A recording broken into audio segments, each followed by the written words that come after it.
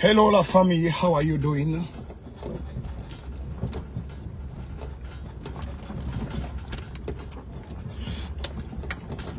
Il est très important pour vous en cette période où il fait extrêmement chaud de surtout boire beaucoup d'eau. Beaucoup boire de l'eau parce que c'est très important. Vous savez, le changement climatique est une véritable guerre en ce moment. Donc, surtout pour les hommes, hein, donc faut penser à boire beaucoup d'eau pour éviter le calcul rénal. C'est très important. Je vais me garer là tout à l'heure, je suis en train d'arriver au chantier. Les gars, ramenez, vous partagez un peu le direct là, on va un peu parler des affaires du pays. Toujours boire beaucoup d'eau. Pour faire en sorte que votre rein travaille moins. Bon appétit les gars. Yes, vous changez. Faites confiance. Pour éviter le calcul rénal, c'est très très important parce que quand les petits fragments là se retrouvent dans votre rein, parfois il faut opérer le rein pour enlever ça. Hein. J'ai eu le calcul rénal en Côte d'Ivoire parce que je suis arrivé là-bas, je ne buvais pas assez d'eau. J'étais dehors dans les mairies, partout et tout ça là, avec le tourisme en train de travailler dans le soleil. J'ai oublié que petit frère, tu n'es pas chez toi. Bon, là, je suis arrivé. Tac. Ok. Les amis, c'est un jeune de 44 ans qui gouverne dorénavant le Sénégal. Aïe, aïe, aïe, aïe, aïe, aïe. Ça, c'est bon.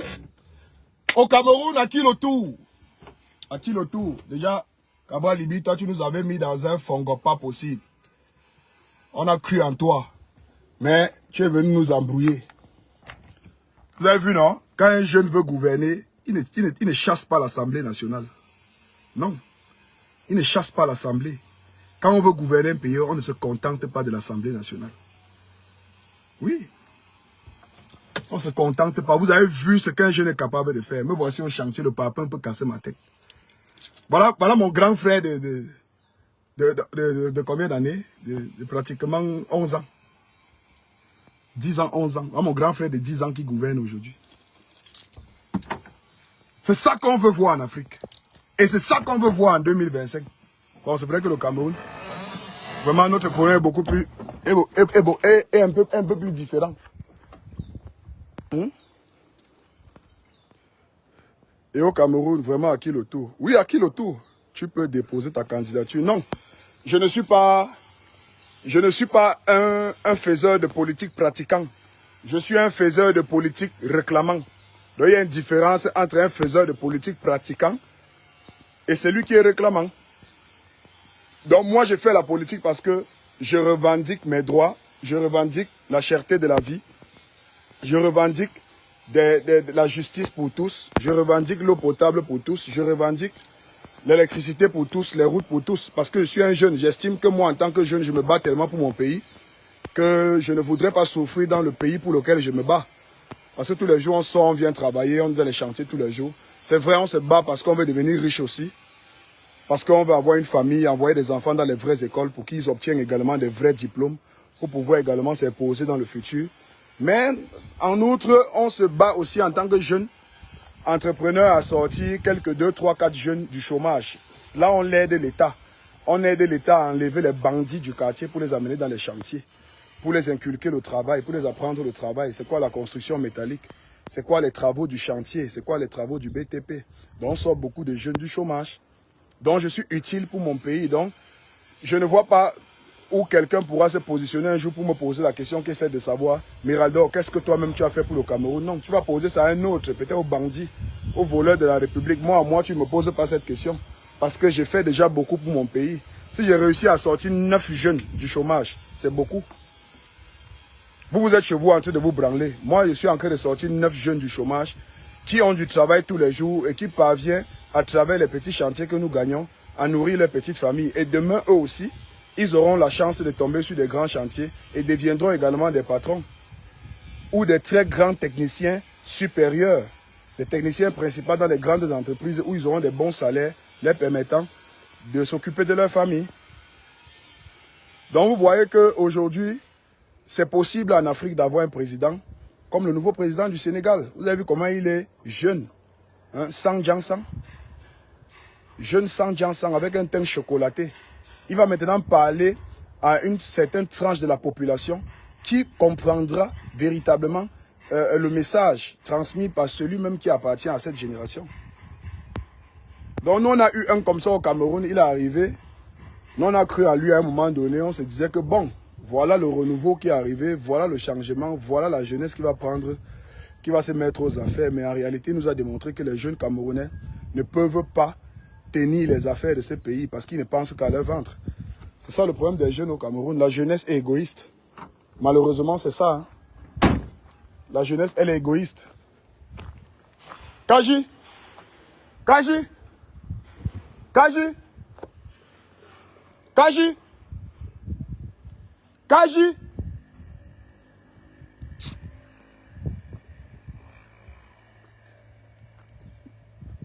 Il a refusé de lutter. C'est ça qui est la vérité, bien sûr.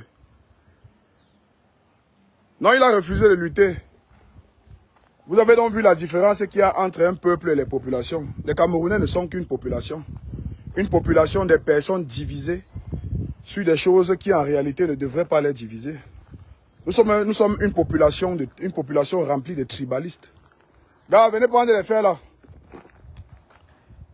Nous sommes une population remplie d'un tas de tribalistes. Une population divisée. Nous ne sommes pas un peuple. Le Sénégal est un peuple. Hein? Les Burkinabés, c'est un peuple. Les Sénégalais, c'est un peuple. Les Camerounais, c'est pas un peuple. C'est des légères populations comme ça, là, très très émotifs, qui à chaque fois qu'on s'attaque peut-être à leur tribu, ils peuvent brûler tout un pays, tout simplement parce qu'on a insulté leur village point X ou point Y. Donc nous ne sommes pas encore en capacité de s'appeler peuple. Nous fûmes un jour peuple. Mais est-ce que nous fuirons que là encore? Nous ne fuirons que plus. Nous fûmes un jour un peuple digne, un peuple fort, brave, un peuple de décideurs. Mais aujourd'hui, il n'y a que des branleurs, des petits jouisseurs qui ne pensent qu'à leur, petit ventre d'égoïste. On a eu un jeune qui a atterri comme ça lors des élections en 2018.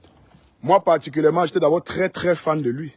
Extrêmement fan de lui. Pourquoi? Parce que il était d'abord consultant dans une chaîne de la place. Et à chaque fois qu'il y avait des émissions politiques, quand il attrapait les politiciens là comme ça, parce qu'il est très intelligent, très futé, et il connaît la politique. Quand il attrapait les politiciens là comme ça, non, laissez, je vais redresser, partez, ça va, laisse, je vais redresser. Là, on va se battre à Percy avec le feu. Bien sûr. On va se battre à Percy avec le feu. Ouais, tu voulais faire quoi? Je pense qu'on va percer avec le feu. Tu voulais qu'on parte à la toupie? Oui. Hein? Oui. Ça va perdre le temps, le feu peut percer ça en moins de... Le feu perce ça en 3 secondes. Toi, tu vas encore découper pour qu'on voit encore la toupie. Ça va perdre le temps. Ouais, allez-y, l'anti-ouais arrive.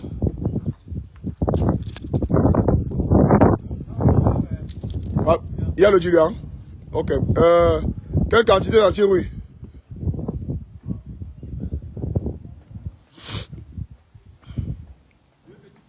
Deux petits pots, ça va aller?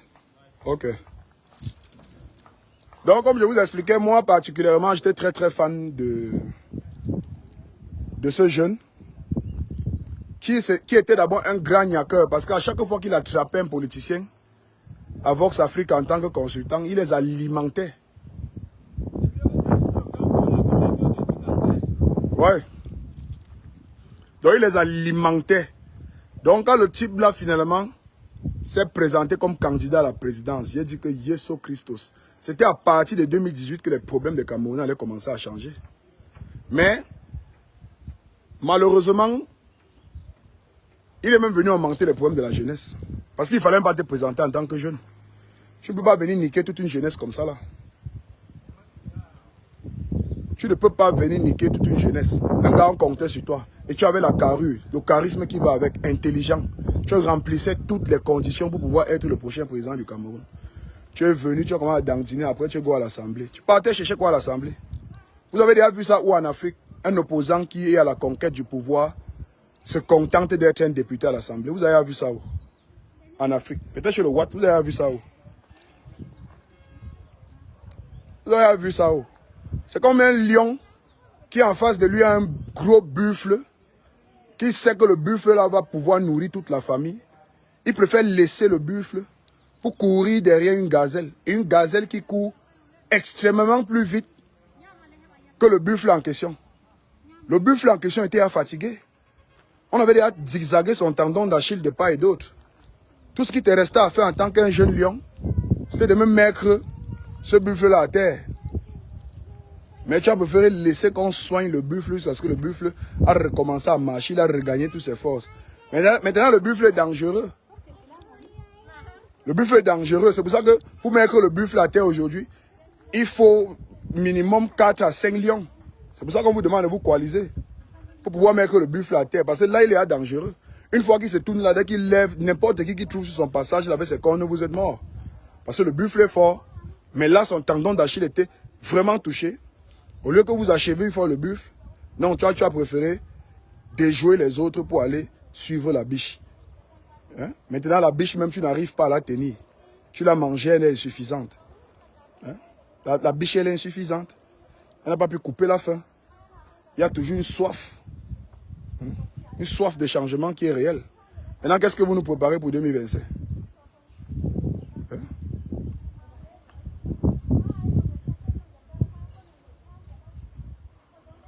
Voilà l'autre, Bamenjou 236, respecte-nous où tu travailles, où tu nous parles. Mon ami, tu n'es pas obligé d'être ici.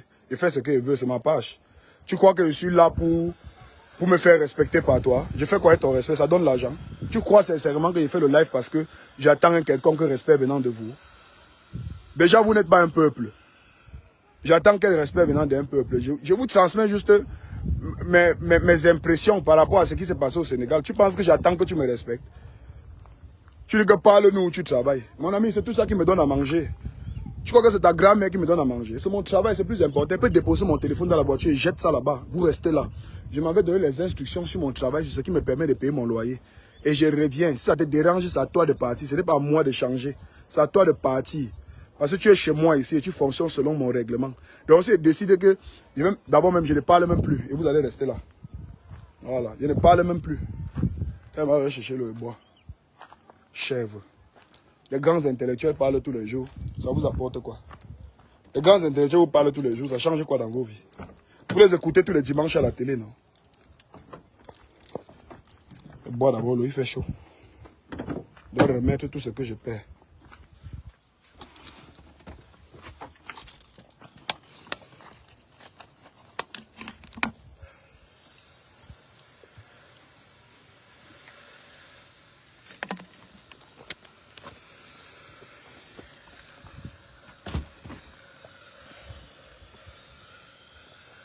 Bamenjou 237. Et c'est toujours mes frères. Toujours mes frères. Mes frères de l'autre côté de chez ma mère là. Ils sont toujours agressifs sur les réseaux sociaux. On vous reproche ça tous les jours d'être moins violent, moins agressif. Hein? Parler politique. Argument contre argument. Sortez des invectives. C'est ce qu'on vous reproche tous les jours. On vous reproche ça tous les jours parce que vous êtes toujours dans les invectives. Vous désorientez toujours le débat avec de la bassesse parce que vous n'arrivez pas à supporter que quelqu'un fasse des choses différemment. Et c'est ça qu'on vous reproche tous les jours. Vous êtes extrêmement intelligent, vous connaissez l'histoire, vous avez des arguments qui peuvent vous convaincre. Mais vous préférez laisser cela pour entrer dans le dilatoire, pour entrer dans les invectives, les injures publiques. Non, un argument aussi propre qu'il soit ne sera jamais et jamais validé parce qu'il a été accompagné par un tas d'insultes. Ça, c'est ce qu'il faut qu'on sache. Vous voyez un peu? On doit savoir cela. Vous avez vu ce qui s'est passé avec la ministre? Elle pouvait apprécier ce qui a été fait par le gouvernement auquel elle appartient, sans toutefois demander aux gens ce qu'il y avait avant. Mais une fois qu'elle a voulu faire comprendre aux gens que nous aussi, nous avons quand même fait quelque chose, même si ce n'est pas assez, mais nous avons quand même fait quelque chose. Mais de façon arrogante, elle a voulu poser la question de la salle qu'il y avait quoi avant, en ouvrant les gros yeux aux gens. Du coup, elle a pris balle perdue. Le ninja ne l'a pas laissé. Du coup, le son est sorti. Il y a les remixes maintenant qui sont en train de prendre, s'envahir la toile. Tu vois que là, elle a ouvert un autre concept assez fort. Donc, du coup, il n'y a plus un ministre qui va se garer pour parler n'importe comment maintenant publiquement. Parce qu'il sait que dès qu'il a parlé, on sort une fois sa chanson. Hein? Aujourd'hui, elle regrette, même malgré le fait que ça l'a rendu un peu star. Donc il faut toujours savoir quoi dire, comment argumenter, comment convaincre les gens pour qu'ils sachent que ce qu'on dit est vrai. Ce n'est pas toujours dans les invectives, non. Parce que sinon, en vérité, nous sommes tous des Camerounais. Vous pensez sincèrement qu'il y a un seul Camerounais qui ne sait pas insulter? Quand vous voyez un pays comme le Cameroun, vous voyez la qualité de population que nous avons. Une population qui divague dans tous les sens, qui erre à chaque fois comme ça sur les réseaux sociaux comme des petits fantômes. Vous pensez sincèrement qu'il y a un seul Camerounais des réseaux sociaux qui ne sait pas comment est-ce qu'on écrit une insulte? Non, il y en a. Ça fait partie des différentes malédictions que nous avons dans ce pays. Une jeunesse mal éduquée, sauvagement immorale. Une jeunesse qui plonge facilement dans la bassesse avec les injures. On ne peut rien construire avec ça. On ne peut rien construire avec ça. Prenez l'exemple sur les autres peuples. Quand vous voyez par exemple un peuple comme le peuple sénégalais, c'est un vrai peuple. C'est un véritable peuple. C'est pas pour dire que le Sénégal c'est un pays parfait. C'est pas pour dire que le Sénégal, nous on doit trop envier le Sénégal. Non, en réalité, il n'y a pas un pays en Afrique que le Cameroun devrait normalement envier. Si nos richesses étaient véritablement exploitées pour le développement de notre propre pays, nous on ne devrait envier aucun autre pays en Afrique. Je dis même pas les Maghreb, même pas l'Afrique du Sud. Parce qu'ils n'ont rien en réalité.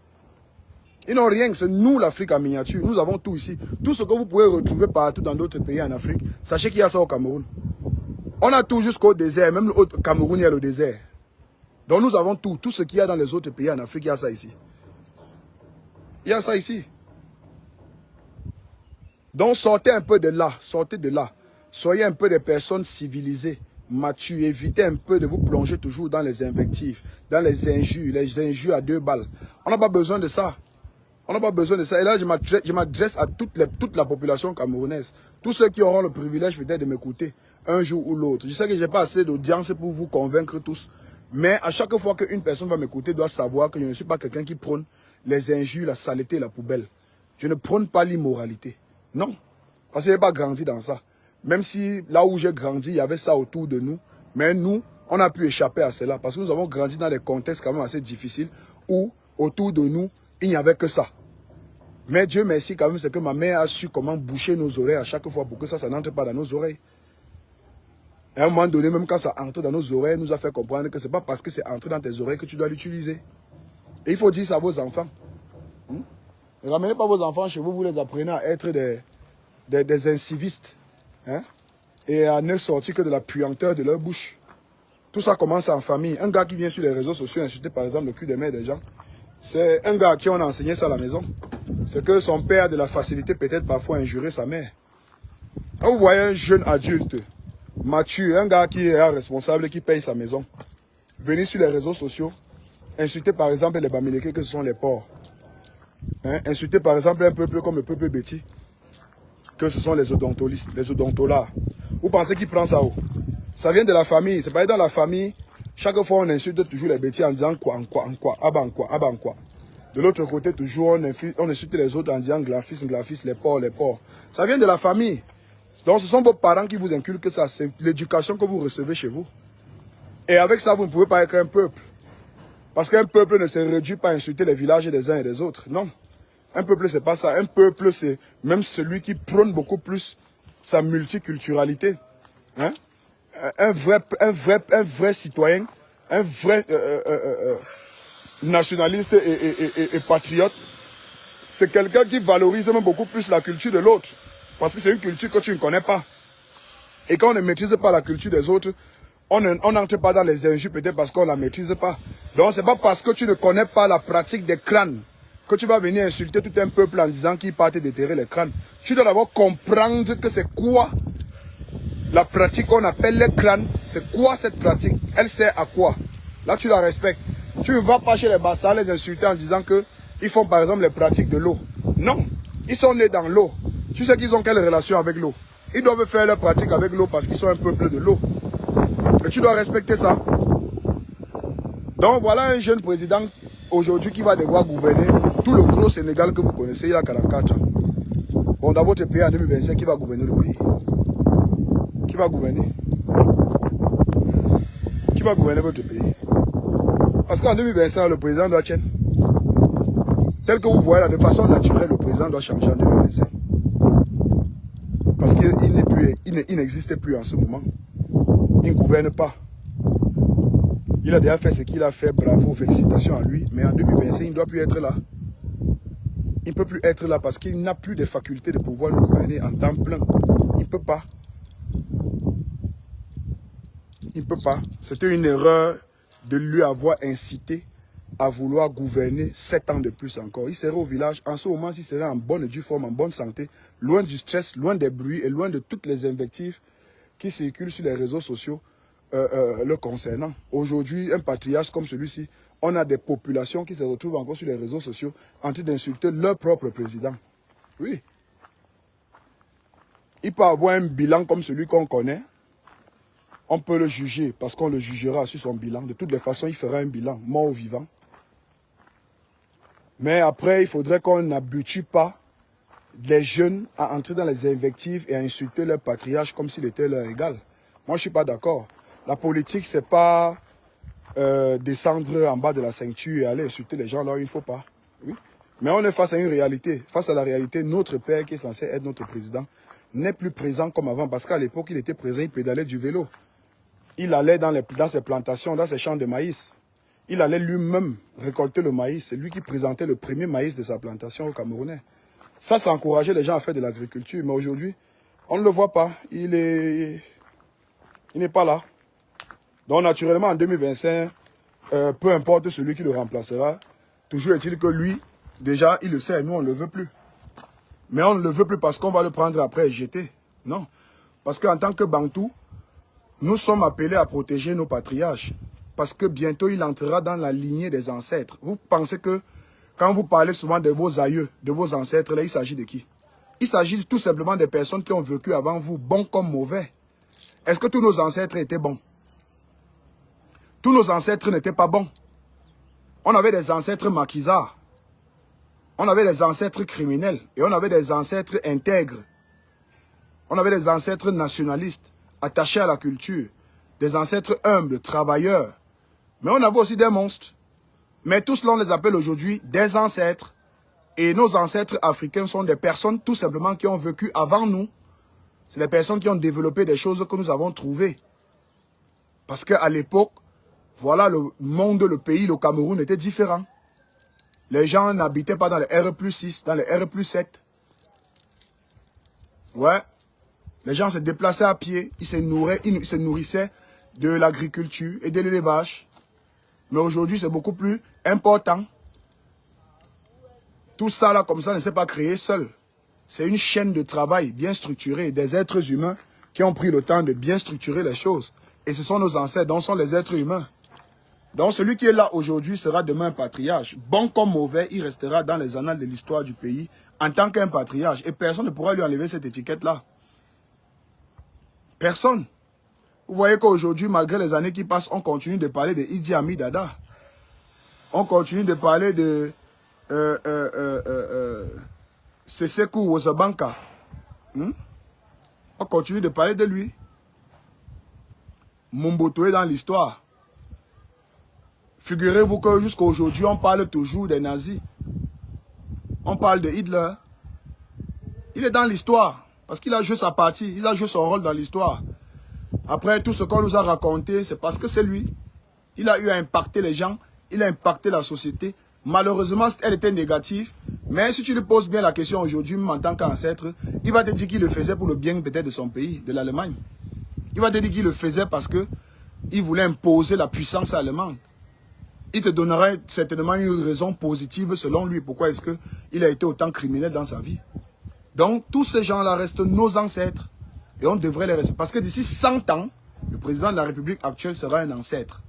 D'ici 100 ans, ça sera un ancêtre. Et on parlera de lui en tant que deuxième président de la République du Cameroun. Peut-être en ce moment, on sera peut-être au 4e, 5e, 6e ou 10e président. Et il entrera dans les annales de l'histoire du Cameroun. Négativement comme positivement, vous ne pourrez pas l'empêcher. C'est pour ça qu'il faut faire très attention. Évitez d'éduquer vos enfants toujours à plonger dans les invectives. Toujours à faire ce qu'il ne faut pas. Et ça, c'est parce que vous rassemblez souvent vos enfants chez vous. Et ensemble, avec vos enfants, vous insultez le voisin. Et une fois que vous avez insulté le voisin, l'enfant pense qu'il est très normal pour lui d'insulter les gens à tort et à travers. Donc, commencez déjà par éduquer vos enfants à être des véritables citoyens. pour que ensemble tous ces citoyens-là qui vont recevoir des bonnes éducations dans leur maison finissent donc par reconstituer un peuple, parce que nous ne sommes pas un peuple, nous sommes une population de facochères qui plonge facilement dans les invectives, dans le tribalisme, dans la manipulation, l'instrumentalisation et tout ce qui va avec. Donc voilà. Donc vous ne pouvez pas vouloir bâtir un pays en étant des mentalités de facochères. Vous ne pouvez pas avoir une mentalité rétrogradée et prétendre vouloir développer le pays. Non, on ne développe pas un pays avec une jeunesse perdue, avec une population égarée. Vous allez construire quoi? Dans le tribalisme. Hein? On ne peut rien construire dans ce pays si on continue à rester des tribalistes. On ne peut rien. À un moment donné, il va falloir se blesser. Il va falloir se faire du mal et accepter qu'on monte, on descend. Nous sommes un peuple avec toute sa diversité culturelle, ethnico-culturelle. Donc à un moment donné, il va falloir accepter cela. Que nous sommes le Cameroun, du nord au sud, de l'est à l'ouest. Nous sommes le Cameroun des Douala, des Bassa. Nous sommes au Cameroun des Bakwiri, des Bansa, des Bayangi. Nous sommes au Cameroun des Bafoussam, des Bayangam, des Bouddha. Nous sommes au Cameroun des Tika, hein, des Fumbanais. Nous sommes au Cameroun des Ewondo, des Boulou, des Eton. Nous sommes au Cameroun des Tupuri. Nous sommes au Cameroun des Nordistes. Nous sommes au Cameroun des Aoussa, des Mbororo. Parce que le Cameroun a fini par accueillir tout ça. Nous sommes au Cameroun des Pygmées. Ces Pygmées que nous ne respectons même pas déjà dans ce pays. Pourtant, c'est le premier peuple à s'installer au Cameroun. Ça, il faudrait rappeler cela à ces deux peuples qui passent le temps à se bagarrer pour la politique. À mes frères du côté de chez ma grand-mère en Fou. Ceux du centre qui s'appellent les Ekang aujourd'hui, avec le sud et l'est. Et ceux de l'ouest, qui s'appellent aujourd'hui les Tontina, avec leurs camarades Sardina. Vous devez savoir que le peuple pygmée est le premier peuple à s'installer au Cameroun. Donc en termes d'autochtonie, les pygmées n'ont rien envié à qui que ce soit. Parce que le Cameroun les appartient premièrement. Ils se sont installés ici en premier. Mais aujourd'hui, ils sont les derniers de la classe. Ils sont les derniers de la classe. Chez les pygmées là-bas, un sous-développement incroyable. Pourtant, c'est les premiers gens qui sont venus s'installer sur cette terre de nos ancêtres qu'on appelle Rio dos Camaroes. Mais vous les manquez de respect, vous avez des combats à la con sur les réseaux sociaux. Vous allez rentrer chez vous, vous n'êtes pas ici chez vous, vous êtes les étrangers. Vous tous là, vous êtes les étrangers. Avant l'arrivée du colon, vous étiez où? Vous sortez d'où? Vous êtes né au Cameroun comme ça, vous avez apparu au Cameroun comme ça, par miracle. Donc vous pensez que les Bamileke ont seulement apparu au Cameroun comme ça dans l'ouest? Vous pensez que les Bétis ont apparu comme ça là dans le centre, sud-est? Vous pensez que les Bassa et les Douala ont apparu comme ça dans le littoral?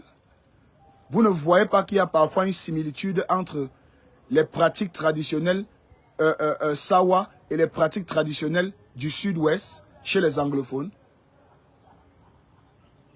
Vous devez chercher à comprendre comment est-ce que ça s'est fait. Quel était le processus d'intégration des peuples Bamileke dans la région de l'Ouest Cameroun? Qu'est-ce qui a fait en sorte que le peuple Bamileke se retrouve dans la région de l'Ouest? Qu'est-ce qui a fait en sorte que le peuple Douala se retrouve aujourd'hui dans les zones côtières? Qu'est-ce qui a ramené le peuple Bantou de la forêt, les Bétis, au niveau du centre, à l'est et au sud? Qu'est-ce qui a ramené les nordistes au niveau du nord, les Tupuri et tout ça?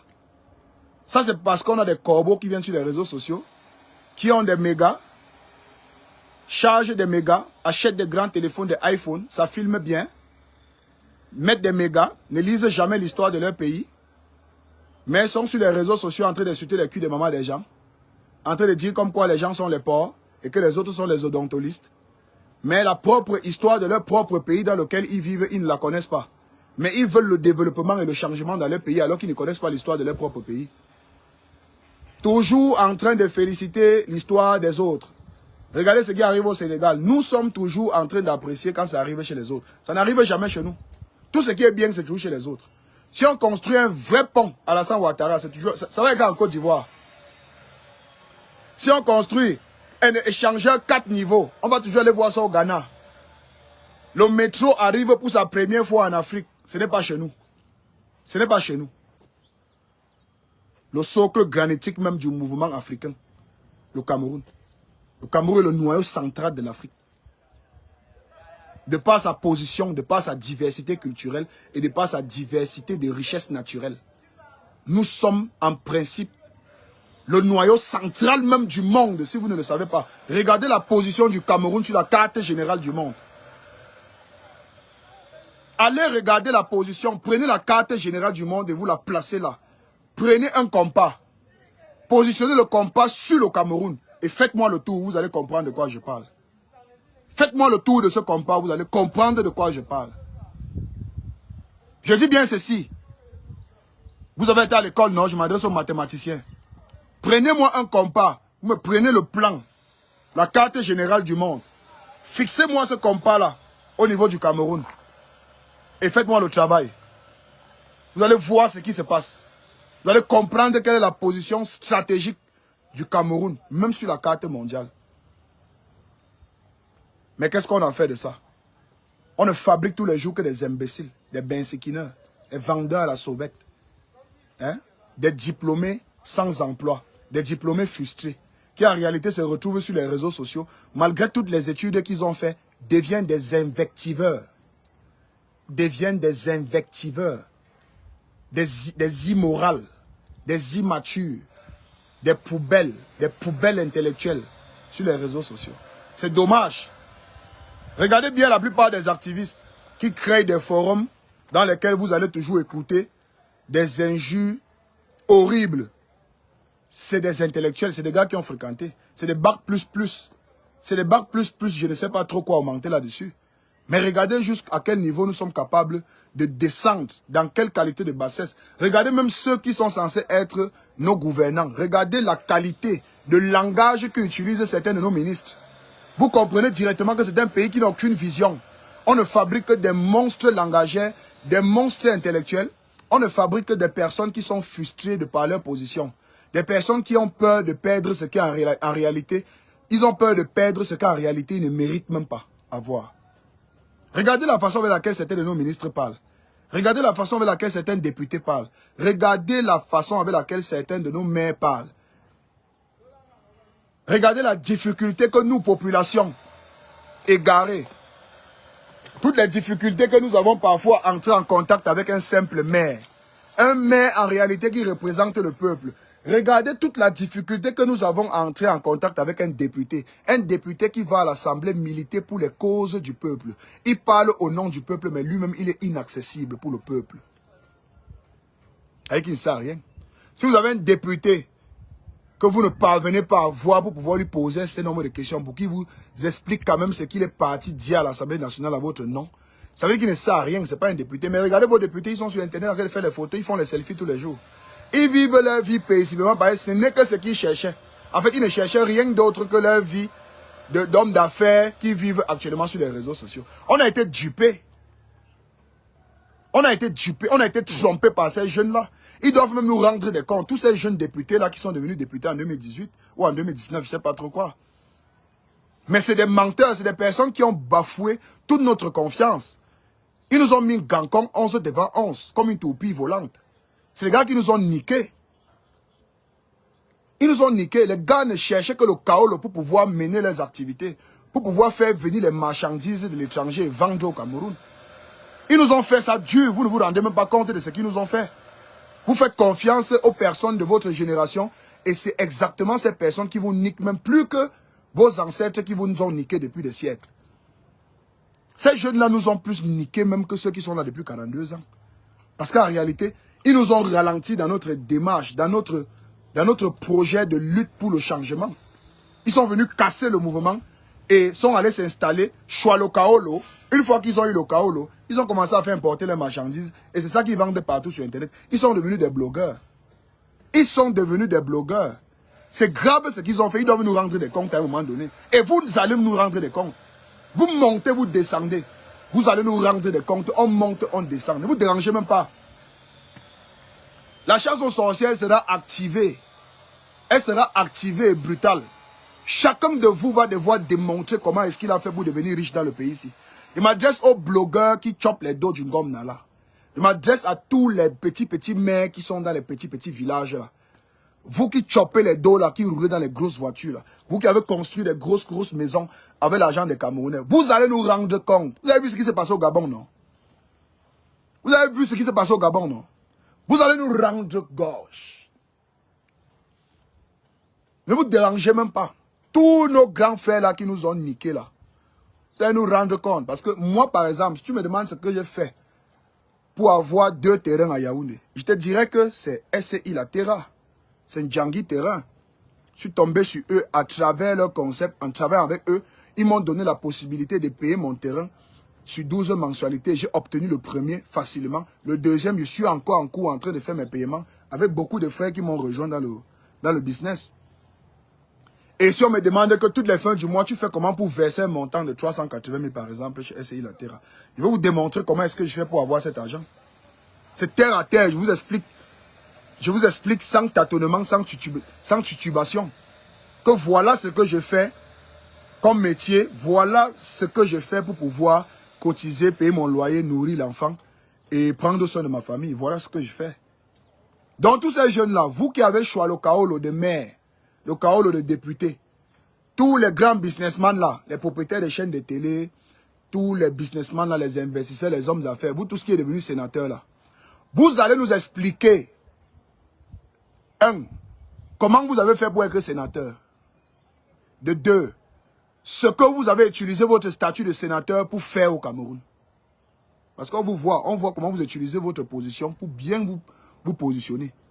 Les Camerounais vous voient, même si aujourd'hui ils ne sont que des populations, un jour, ils vont devenir un peuple. Et quand les Camerounais vont finir par comprendre qu'ils doivent devenir un peuple, vous êtes morts.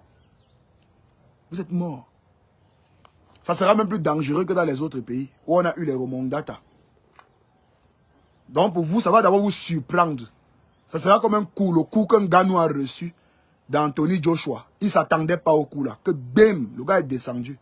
Un coup surprise. Donc le genre de combat que tu t'assois, tu t'attends à ce qu'on arrive au 10e round. Ça finit là devant tes yeux. Donc vous tous là, vous allez rendre compte.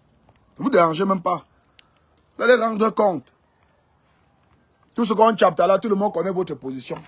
On connaît ce que vous faites de par votre position. Tous les bidi députés là, tous les bidi jeunes, vous n'avez apporté rien aux Camerounais. C'est-à-dire que si on vous demande par exemple, on ne va pas aller loin. Par exemple, on va un peu loin, 10 ans, 15 ans, 20 ans, 40 ans, 50 ans en arrière. Les calculs deviennent très compliqués. On va seulement rentrer en arrière. En 6 ans, nous sommes en 2024. En 6 ans de vie, qu'est-ce que vous avez apporté aux Camerounais? Rien. Vous n'avez rien apporté aux Camerounais. Rien du tout.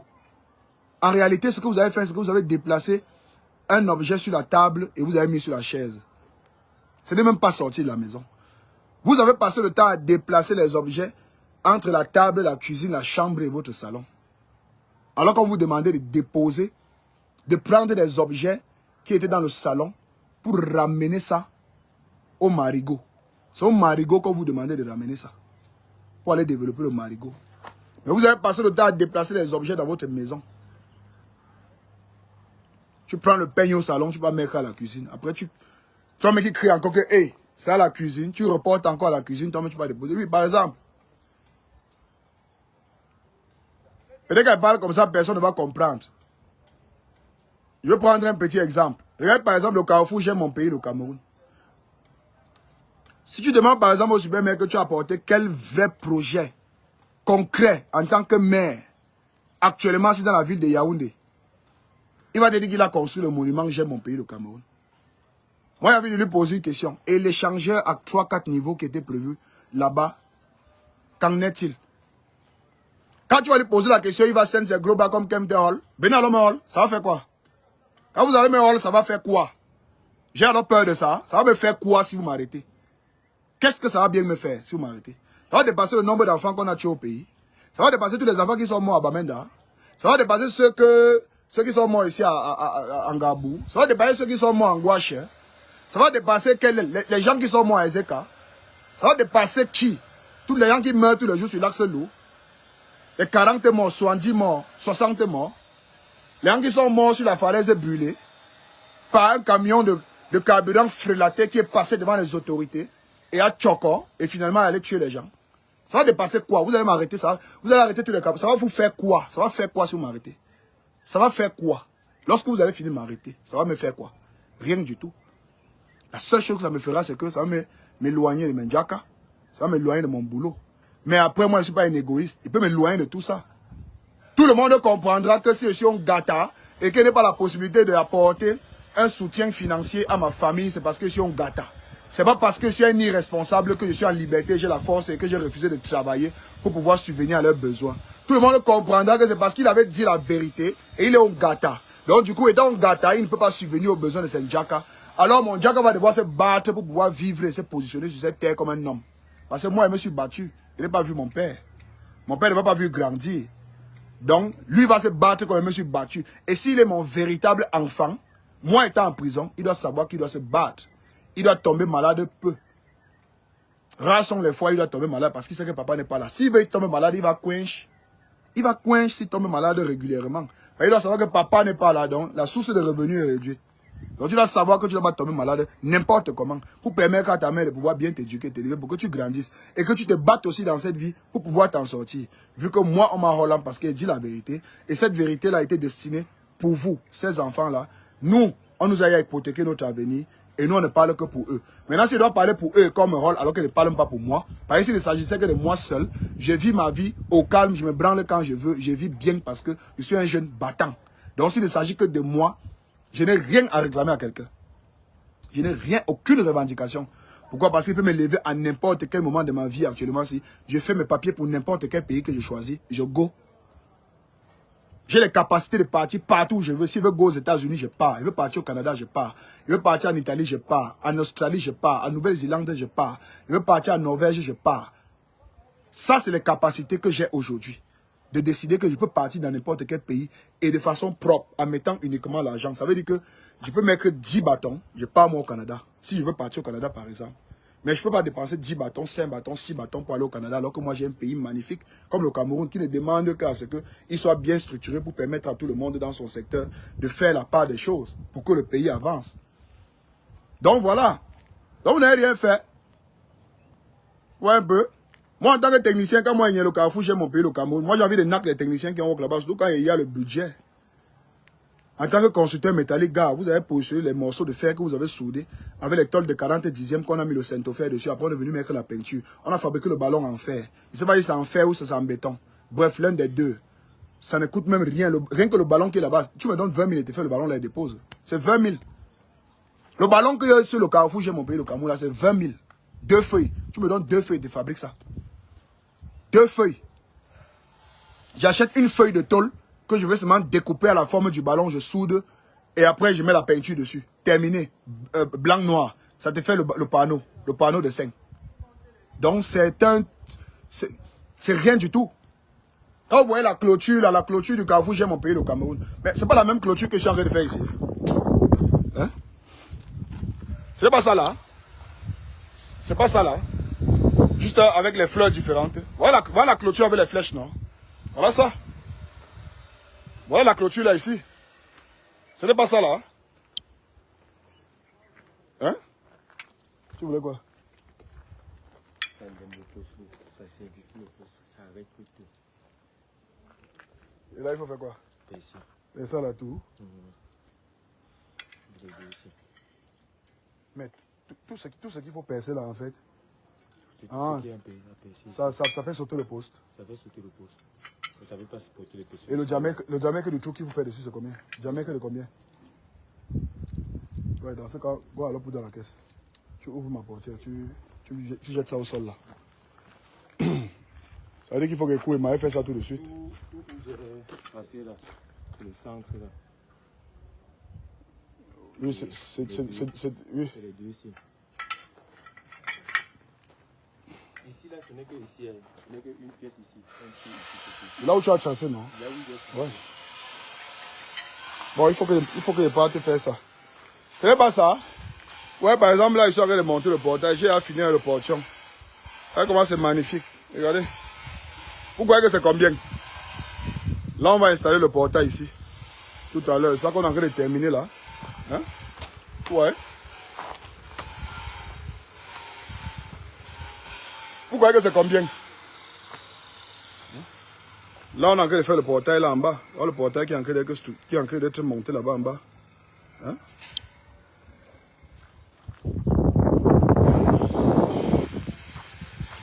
Quand il y a quand même les chiffres 2 milliards.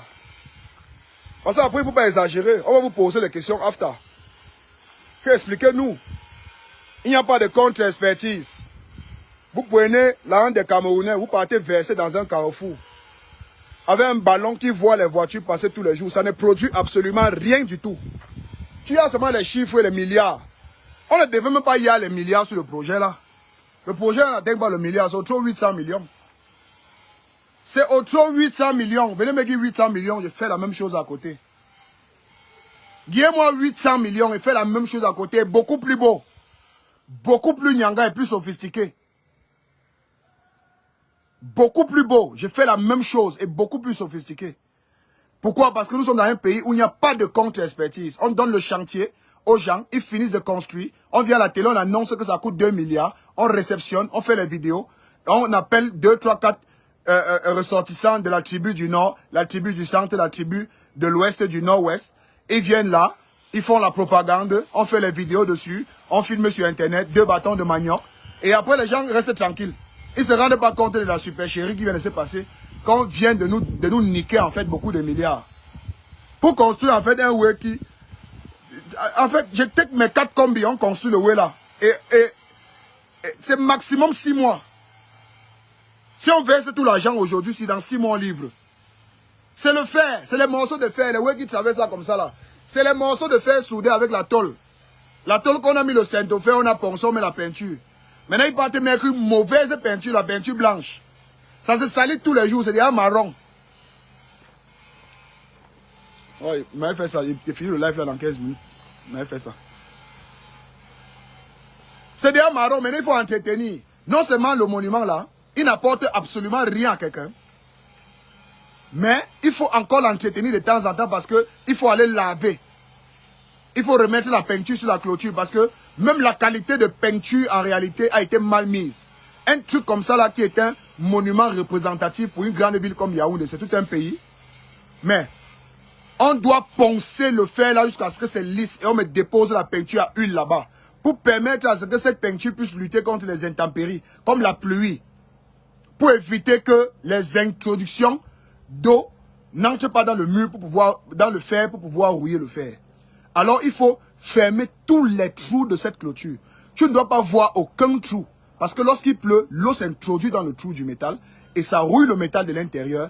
Avec le temps, on va vous dire qu'il faut un budget pour la réfection. Il faut le budget pour l'entretien. Il faut, depuis qu'on a construit ça, on a mis la peinture sur ça au moins 7 fois. Tous les jours, tu passes là-bas, tu vois les gars dessus en train de mettre la peinture. L'argent de la peinture qu'on met tous les jours là, c'est l'argent de qui?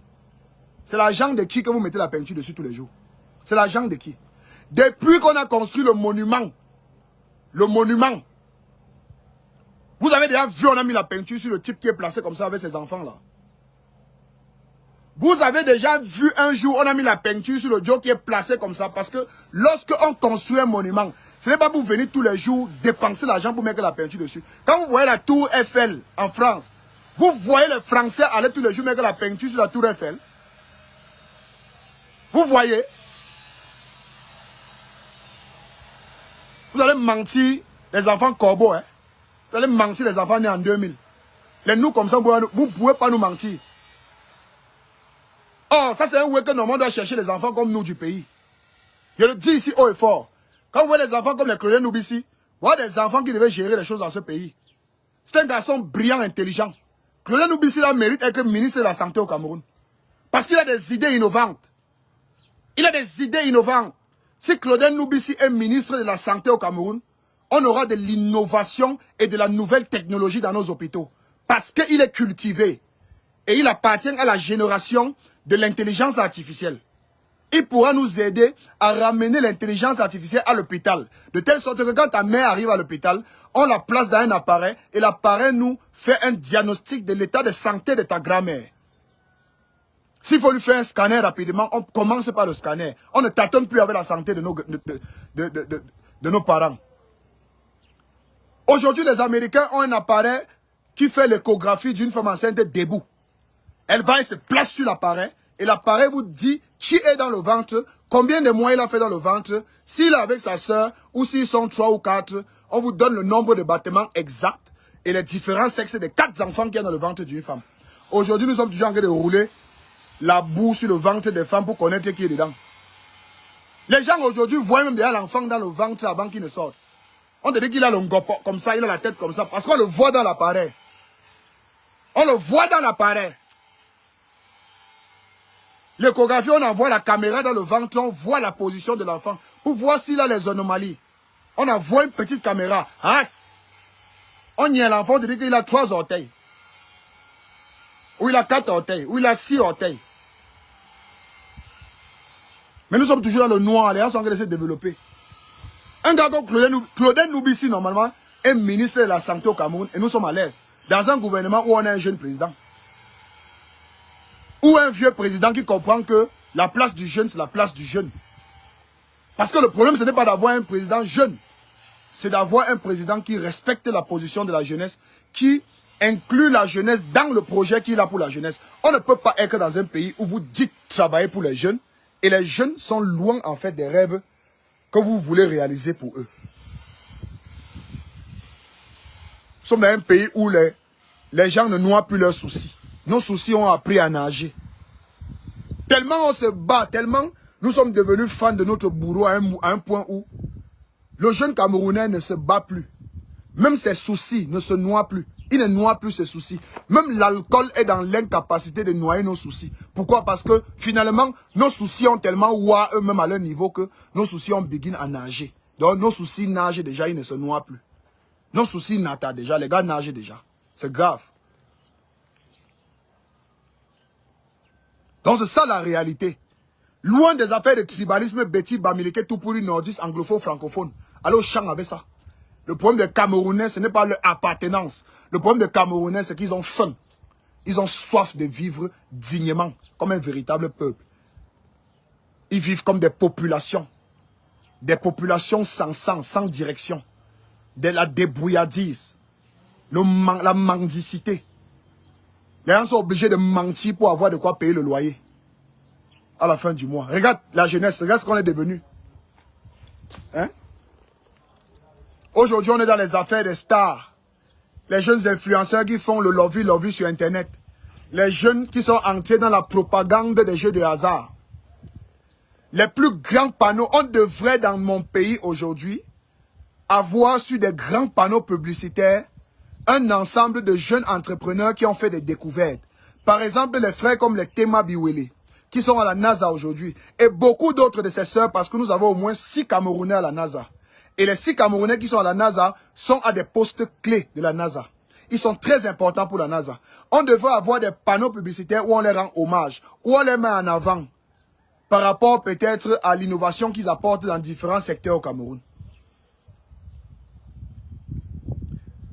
Mais, ce que nous avons sur nos panneaux publicitaires, c'est des Wolowos influenceuses qui ont fait des photos avec des décolletés, avec les lolos exposés sur ces panneaux, écrit à côté, parier sur les chiens, parier sur les chats, parier sur les grenouilles, parier sur les dragons, sur les oiseaux. On parie sur tout au Cameroun, en dehors de la ressource humaine jeune.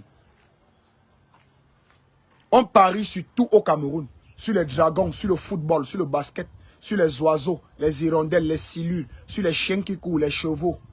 Mais on ne parie pas sur la jeunesse. Personne n'a le courage de parier sur cette jeunesse intelligente, travailleuse, battante.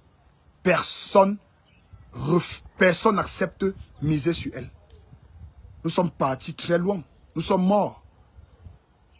Mais regarde là où on parie sur tout. Vous entrez dans une grande ville comme Douala, les premiers grands panneaux publicitaires, c'est encourager tous les jeunes qui sont dans ce bus de transport, qu'une fois qu'ils entrent dans la ville, pensez à parier sur le football. Vous avez vu ce que le président du Burkina Faso a pris comme décision avec son gouvernement. Ça, c'est des choses louables. C'est des choses louables. En attendant de lutter farouchement contre le franc CFA, on peut commencer là où on peut commencer, par avoir des bonnes luttes. Il est strictement interdit aux TikTokers et influenceuses burkinabés de s'exhiber sur les réseaux sociaux en montrant leur parti qui pourrait se confondre à de l'atteinte à la pudeur publique. Donc il est strictement interdit à une influenceuse de se dépraver dans les médias sociaux. Amende de 3 millions, allant jusqu'à 2 ans d'emprisonnement ferme. C'est une décision, par exemple, que un seul ministre peut prendre ça au Cameroun. Le ministre de la Jeunesse. Lui seul peut prendre ça. J'estime que pour la qualité de jeunes Camerounais que nous voulions avoir d'ici 2050 et que nous sommes censés les arranger aujourd'hui pour que en 2050 nous ayons une certaine jeunesse qui incarne certaines valeurs, une certaine éthique.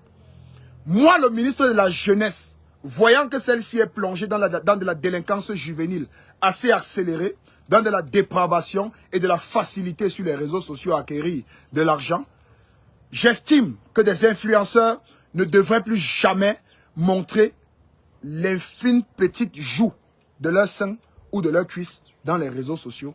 5 millions d'amendes allant jusqu'à 7 ans d'emprisonnement ferme. Il faut que ce soit radical et brutal. 5 millions d'amendes et 7 ans de prison. Mais c'est facile d'infliger cela à un blogueur ou à un influenceur qui décide par exemple d'éduquer les masses, de sensibiliser les jeunes, d'encourager les jeunes à travailler, à entreprendre, d'attirer l'attention des jeunes qu'aujourd'hui nous sommes dans un nouveau monde, le monde du digital. Et vous pouvez, étant chez vous, au lieu de prendre votre téléphone et d'insulter les gens par exemple, vous pouvez créer des concepts avec des valeurs, des concepts avec une certaine éthique, créer des contenus avec éthique, et à travers cela, faire des placements de produits pour des grosses marques, monétiser votre page, et vous pouvez nourrir votre famille avec en réalité. Parce qu'aujourd'hui, l'information qu'on essaye de cacher à la jeunesse, c'est que nous sommes dans un monde qui se développe, où on a de nouvelles technologies qui viennent tous les jours. On a le IA, qui aujourd'hui est incontournable avec Gemini. Gemini, pour ceux qui ont Google, savent de quoi je parle. Qui aujourd'hui aide beaucoup d'entreprises, beaucoup d'enseignants, beaucoup de jeunes à faire même leur rapport. C'est vrai, quelque part, ça nous rend un peu paresseux. Mais vous savez, plus le monde avance, le blanc essaie à chaque fois de faciliter la vie de l'être humain sur la terre. Ça a un coût, c'est vrai. Mais vous devez savoir qu'aujourd'hui, nous sommes à l'apogée. Je veux dire, nous sommes même déjà dans ce qu'on appelle le monde des technologies. Où vous devez savoir que chaque téléphone Android que vous tenez en main est une marchandise, ou est un fonds de commerce, ou est une entreprise. Et qu'au lieu d'insulter les gens sur les réseaux sociaux, vous pouvez par exemple passer toute votre journée à répondre plutôt aux internautes qui écrivent à la page de certaines entreprises sur leurs réseaux sociaux et vous aurez une rémunération à la fin du mois. Par exemple, toi le jeune qui me regarde avec ton téléphone, je sais que tu as envie de m'insulter parce qu'elle dit, n'entre pas dans ce que toi tu prônes. Toi tu aimes dire le cul de main des gens. Hein? Tu aimes insulter les gens qui sont des porcs parce qu'ils sont bamilekés. Tu aimes insulter les gens qui sont des bordels, des tchelais et des ndepso ou des odontolistes parce qu'ils sont bêtis. Oui, tu as envie d'insulter les tout pourris qui sont des moutons. Tu as envie de dire que les anglophones sont à gauche. Je sais que c'est ce que tu as envie de dire. Mais moi, j'aimerais te faire comprendre qu'avec ton même téléphone qui est une entreprise, tu peux par exemple rester chez toi dans ta chambre et bosser pour 5, 6, 7, 8, 9, voire jusqu'à 10 entreprises en tant que community manager et avoir 50 000 francs par les 10 entreprises et ce qui te fera à la fin du mois pratiquement 500 000 francs le mois. En réalité, tu n'envies rien d'un ministre, lui qui doit rendre compte à chaque fois à tout un peuple, à tout un gouvernement. Tu ne lui envies rien, malgré le fait qu'il touche ses 800 000, 900 000, voire 1 million le mois. Tu n'envies rien à un ministre, en réalité. Mais, comme ta mère et ton père vous ont habitué dans votre salon à insulter les voisins, à insulter vos tantes, à faire le congossa sur les membres de votre famille, du coup, c'est ce que tu as grandi avec. Quand tu arrives sur les réseaux sociaux, au lieu de prendre ton téléphone et de savoir qu'avec Gemini, Gemini peut t'aider à gérer, par exemple, les entreprises sur Internet. Par exemple, Gemini. Gemini peut t'aider à rédiger tous tes posts. Vous devez savoir qu'il y a beaucoup de posts sur cette page que moi j'écris en utilisant Gemini, par exemple. Aujourd'hui, pour vous rédiger un post, je n'ai pas besoin d'aller à l'école, d'avoir des grands diplômes, d'être un franthologue.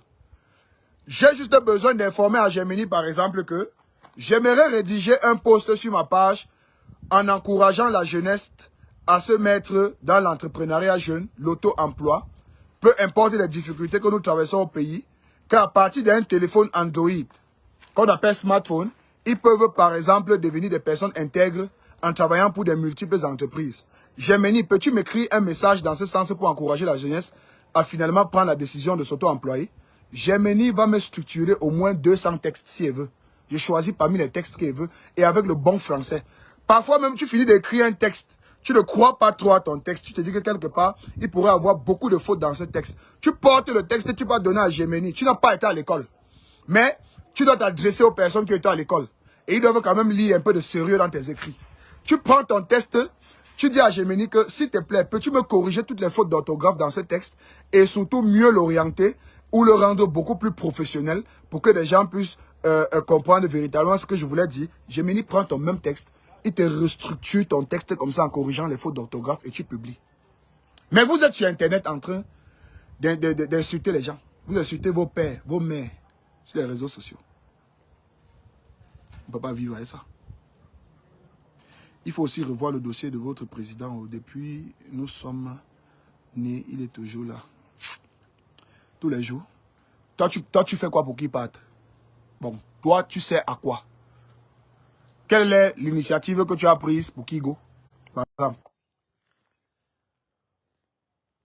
à 44 ans au Cameroun, on est encore mineur. Donc, ce que les bêtis qui sont l'intellect. Bah, si c'est ce que tu as compris, tu as compris. Si tu as compris que c'est les bêtis qui sont l'intellect, c'est ton problème. Est-ce que chacun aurait bêtis? Tu connais ce qu'on appelle un exemple parmi tant d'autres? Tu connais ce qu'on appelle un exemple parmi tant d'autres, Malti, Ngo. Tu penses que tu peux venir défendre les bêtis ici devant moi? Tu peux défendre un seul bêtis devant moi. Donc, dans tout ce que je ne fais que dire ici, tu n'as que remarqué la partie où j'ai pris un exemple en disant que les bêtis ne sont que des Nchelais, des odontolistes, pendant que les Bamileke sont des porcs et de ceci. Donc, dans tout ce que j'ai dit, toi, Ngo, Mathilde, c'est tout ce que tu as retenu dans ton petit cerveau de moineau. C'est tout ce que tu as retenu. Tu penses que tu peux venir sur ma page et me dire ce que j'ai dit des peuples bêtis, des peuples bassa, des peuples anglophones ou des peuples Bamileke. Tu penses que je suis dans votre danse de bafia que vous faites sur Internet là? Est-ce que quand il parle ma chose, c'est qu'il demande à quelqu'un pour dire ce que j'ai envie de dire? Est-ce que quand il veut prendre un exemple pour faire une transposition, j'ai besoin de te demander ton avis pour prendre l'exemple, Mathilde? Donc c'est tout ce que tu as vu depuis qu'il parle là. Donc de tout ce que j'ai dit ici, pratiquement, on a à 1 heure de live. C'est tout ce que ton petit cerveau de moineau a pu retenir. Hein? Réponds un peu en bas voir. Réponds pour que je te bloque même, imbécile là. Réponds.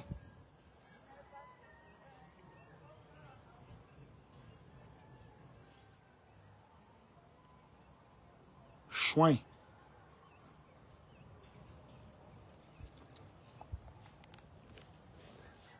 Tu es trop bête. Gars, laisse Mathilde là. Est-ce que c'est même une fille? Tu es trop bête, man. En fait, c'est une fille, Mathilde. Gars, il faut laisser, mon frère. Il faut laisser. Lucho, il faut laisser. N'entre pas dans les invectives bizarres. Laisse-moi même m'occuper d'elle. Boy, pose ta candidature à la présidence, nous allons te voter. Non, je t'ai déjà dit que je ne suis pas un pratiquant de politique. Je suis un réclamant. Je suis celui qui revendique. Donc, je ne suis pas celui qui veut aller aux affaires. Donc, je ne veux pas gérer les affaires parce que je ne suis pas construit pour gérer un pays. Ce n'est pas ma vocation. Ce n'est pas ma vocation. Je peux être utile ailleurs. Par exemple, le nouveau président qui arrive là peut par exemple me choisir comme, pas ministre des Travaux, mais un très haut cadre au ministère des Travaux, comme par exemple contrôleur des travaux. Tu vois? Parce que j'ai des capacités de pouvoir contrôler la qualité de certains travaux dans divers domaines, que ce soit dans les travaux publics ou dans les BTP. J'ai cette capacité-là de dire qu'un monument comme celui de J'aime mon pays, le Cameroun, est un monument qui ne coûte pas 1 milliard de francs. Mais on dit que ça a coûté plus de 1 milliard. Mais moi, je vous dis qu'on me dit 500, 600 millions, je construis la même chose à côté. Et beaucoup mieux. Et quand je dis ça, je le parle avec autorité parce que je suis un technicien. Je connais tout ce qu'on a fait là-bas et je peux reproduire la même chose et mieux à moins de 600 millions. Maintenant, celui qui pense que ce qu'il dit là, le choc, ça l'énerve. Il me met les 600 millions à ma disposition. Je construis l'autre à côté en plein poste central. Beaucoup plus mieux. Donc, la poste que vous voyez là, on enlève tout ça. Moi, il fait mieux là-bas. Lui-même, il lit l'heure. Dès qu'il finit de faire mieux, Popo le choix, on l'envoie en prison. C'est sur cette base qu'il faut mettre les gens. C'est-à-dire qu'il faut mettre les gens sur un défi.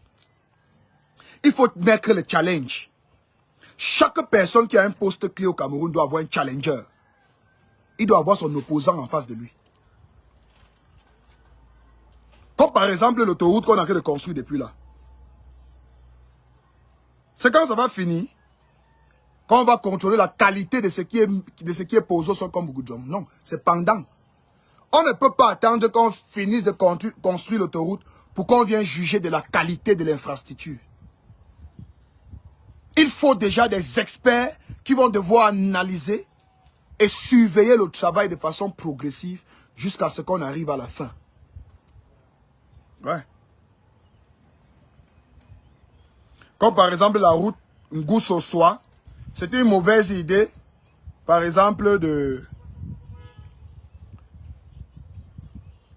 C'était une très mauvaise idée, par exemple, de faire la séparation aussi bas. Si on avait construit la route Ngousso-Soa, avec les mêmes dallets qu'on a mis sur la route de Messassi, c'est-à-dire qu'avec une hauteur, maintenant on monte par exemple à un demi-mètre, genre à 50 ou à 60, voire à 1 mètre de hauteur, et c'est maintenant dessus, sur le béton là qu'on posait les lampadaires, c'est que les cars de soie n'allaient pas être en train de nous mettre les lampadaires là au sol. En réalité, les lampadaires qui n'ont jamais eu la lumière. Ça, par exemple, le type qui a construit son doit l'arrêter, le NAC. Nous sommes à une époque où on a des énergies artificielles comme l'énergie solaire qui pouvaient permettre d'alimenter les ampoules là 24 sur 24. Avec chaque lampadaire son panneau solaire. Mais depuis qu'on a installé tous les lampadaires là sur la route de soie, c'est la route qui a le plus d'accidents à Yaoundé. La route de soie est la route qui a le plus d'accidents et c'est la route qui a le plus qui lame les gens à Yaoundé. Combien d'étudiants de soie sont morts dans les cars? Je ne veux pas revenir sur la qualité de transport. Parce que si on veut entrer dans les détails, laissez-moi aller se cacher. Combien d'étudiants sont morts dans les cars de soie? À cause de l'incivisme des chauffeurs. 1. Mauvaise qualité de véhicule. Mauvais état des véhicules. 2. Grâce à qui ces véhicules sont en mauvais état? Grâce au non-contrôle de la bonne visite technique. Le jour où tu trouves même la visite technique, c'est une fausse visite technique. C'est une visite technique qu'on est parti payer 2000 et on a sorti la visite technique malgré toutes les défaillances qu'avec la voiture. Il y en a même qui n'ont même pas de dossier de véhicule. Il y en a qui conduisent les cars de soie sans permis de conduire. Il passe tous les jours devant les mbérés, il passe tous les jours devant les niais, il donne son colo, son 2 colos, et il continue son boulot, il verse sa recette le soir. Ça killame les enfants des gens. Donc, si on veut entrer dans le fait que vous ne pensez pas à une véritable société, on va tellement, il y a des choses, en fait, on va tellement vous parler que vous allez croire en fait que nous ne sommes là que pour dénigrer le pays. Si on veut entrer dans ce qui aurait dû être fait, et qui n'a pas été fait, et qui apporte des véritables problèmes à notre société, à un moment donné, tu vas peut-être croire que Mirador, c'est un ennemi de l'État. Tu vas peut-être croire que je déteste mon pays jusqu'à que je suis seulement en train de salir le pays. C'est ça le problème. C'est qu'il y a tellement de lacunes, il y a tellement de choses non faites, que si on commence à les énumérer ici, à un moment donné, tu as comme l'impression que, gars, tu salis seulement l'image de ton pays. Parce que tellement c'est sale, tellement il y a de la puanteur dans tout ce qui devrait normalement être fait et qui n'a jamais été fait. Tu vois, par exemple, pourquoi construire une magnifique route comme celle de Soie que j'ai eu à publier sur ma page? Une route à 2 voies, double sens. Maintenant, vous ne pensez pas que vous avez un peuple désordonné, comme nos chers conducteurs de cars de soie, qui sont les plus désordonnés sur cette route avec les motos taximans. Vous aurez dû faire monter la pente là, celle qui sépare les 2 voies. Elle monte même d'un demi-mètre ou de 1 mètre de hauteur et au-dessus on dépose les lampadaires. Sachant qu'on a au moins limité les dégâts des cars de soie et des petits véhicules. Si un gars vraiment parvient à détruire ce lampadaire, ça ne peut qu'être un camion, un engin lourd.